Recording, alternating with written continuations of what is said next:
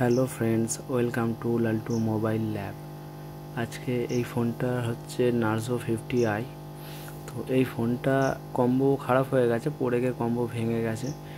তো তার সাথে সাথে এর যে মিডিল বেসটা আছে, বেসটাও চোট পেয়েছে, সেই কারণে বেঁকে গেছে। তো কিভাবে এই বেস ঠিক করা যাবে সেটা আমি আজকে ভিডিও করে দেখাবো। যে অনেক সময় হয় না, অনেক ফোনে এই ধরনের কেস হয় যেগুলো ফেলে দিতে হয় বা নতুন করে রিপ্লেস করতে হয় বেসগুলোকে।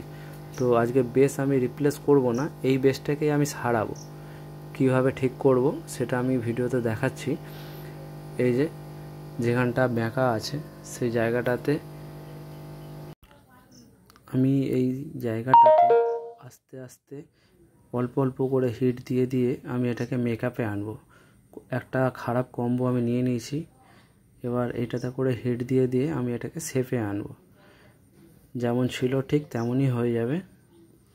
আমি আস্তে আস্তে এটাকে হিট করে নিচ্ছি, তাহলে এটা যদি বেশি ঠেলা হয় তাহলে কি হবে, ওটা ভেঙে যাবে।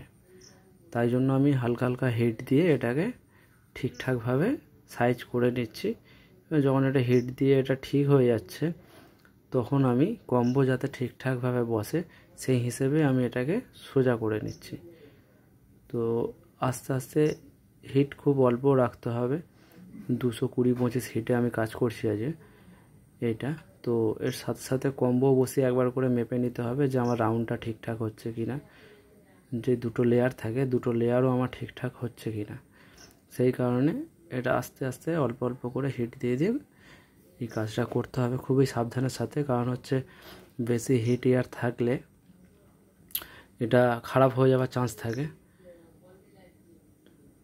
তো বেশি হিট এয়ার দিয়ে এই কাজটা করা যাবে না, খুবই অল্প এয়ার হেঁটে কাজ করতে হবে। এটা মোটামুটি সেভে এসে গেছে। এবার আমি একবার কম্বোটা দিয়ে চেক করে নেব যে ঠিকঠাক রাউন্ডটা হয়েছে কি না এবং দু সাইড সোজা আছে কি না। তো কম্বো বসিয়ে আমি দেখে নিচ্ছি। এটা একটা খারাপ ভাঙা কম্বো, এইটা আমার এই কাজে লেগেছে, ব্যবহার করছি আমি এই কাজে।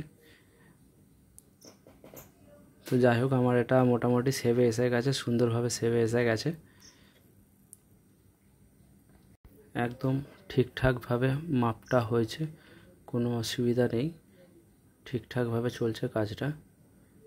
যাই হোক, হয়ে গেছে একদম। এটা যেটা নির্দিষ্ট শেপ সেই শেপেই আছে, একদম ঠিকঠাকভাবে কম্বো বসে যাবে।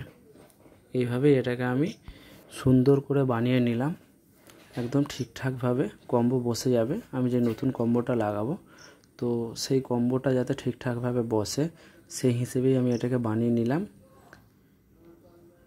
একদম অ্যাকুরেট সাইজ হয়েছে, কোনো অসুবিধা হবে না। কারণ এটা যদি টেঁড়া বেঁকা থাকে তাহলে কি হবে, কম্বো বসালে কম্বোর গ্লাস আবার ভেঙে যাওয়ার চান্স থাকে। তো সেই কারণে যে কোনো মিডিল বেস কম্বো বসানোর আগে ভালো করে পরিষ্কার করে নিতে হয়, যাতে কম্বো ভবিষ্যতে চাপ কম বেশি পাওয়ার কারণে ভেঙে না যায়। তো কাজ সবসময় কেয়ারফুল করতে হয়, এইভাবেই সুন্দরভাবে কাজ করতে হয়। যাই হোক, এই কাজটা মোটামুটি আমার হয়ে এসেছে।